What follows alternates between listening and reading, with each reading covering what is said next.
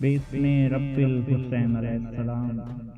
کتاب خدا کی ایک آیت کا مفہوم ہے کہ ہم نے تم سے پہلے لوگوں کے واقعات بیان کیے تاکہ تم عبرت و نصیحت حاصل کرو۔ اسی مقصد کو مد نظر رکھتے ہوئے آج ہم آپ کے سامنے تاریخ کے اوراق میں سے ایسے ہی ایک کامیاب مرد کا واقعہ بیان کرنے جا رہے ہیں جس نے اکیلے ہی اپنی تلوار کی طاقت سے ہندوستان کی تاریخ کا نقشہ بدل دیا۔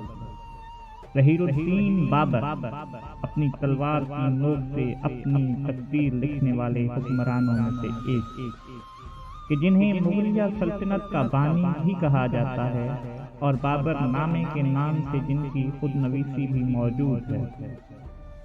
ایک محفل میں وہ بیان کرتے ہیں کہ میں نے اپنی زندگی میں فقط 2.5 فتوحات حاصل کی۔ پہلی تب جب میں اپنے دشمنوں سے چھپ کر ترکستان سے افغانستان فرار ہو رہا تھا کہ راستے میں مجھے رات ایک جنگل میں پڑاؤ ڈالنا پڑا۔ چنانچہ ایک درخت کے ساتھ گھوڑا باندھے میں سو گیا کہ اچانک نیند کے عالم میں مجھے اپنے جسم پر بے پناہ دباؤ کا احساس ہوا، اور جب میری آنکھ کھلی تو دیکھا گھنے محیط اور سنسان جنگل میں ایک عظیم الجثہ اژدہا جس نے میرے سارے جسم کو اپنی لپیٹ میں لے رکھا ہے اور اب مجھے نگلنا ہی چاہتا ہے۔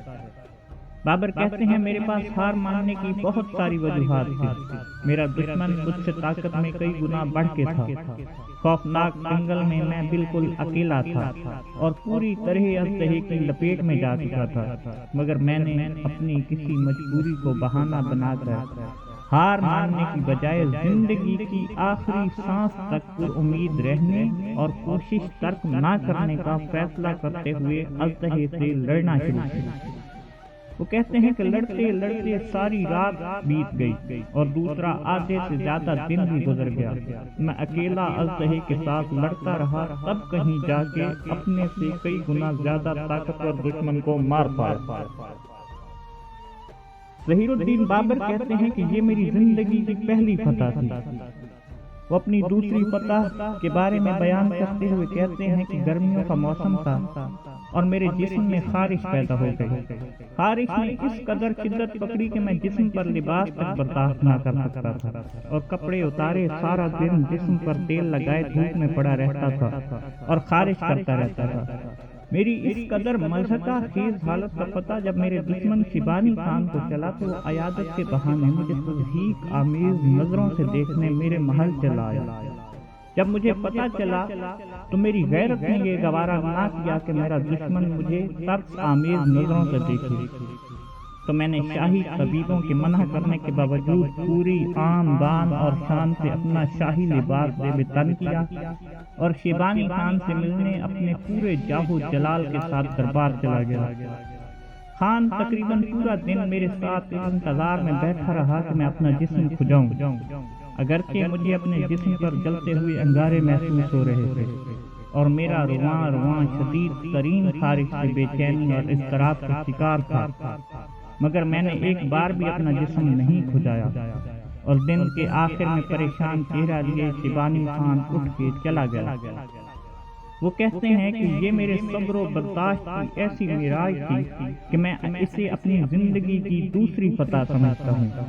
اس کے بعد ظہیر الدین بابر بولے، میری ساری زندگی کی جنگیں بلخ سے لے کر بخارا اور پھر کابل سے دہلی تک کی فتوحات، جس میں 12,000 کے لشکر سے میں نے ابراہیم لودھی کی 1.25 لاکھ افواج کو شکست دی تھی، یہ سب ملا کر میری زندگی کی آدھی فتح ہے۔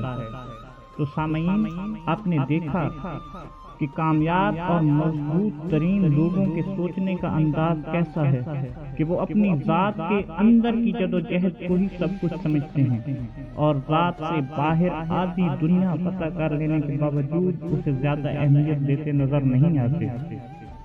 اسی لیے علامہ اقبال نے بھی کہا تھا کہ تیری خودی میں ہو کر انقلاب پیدا تو عجب نہیں کہ یہ چار سو بدل جائے۔ درود و سلام بر محمد و آل محمد، فما علینا الا البلاغ المبین، والسلام۔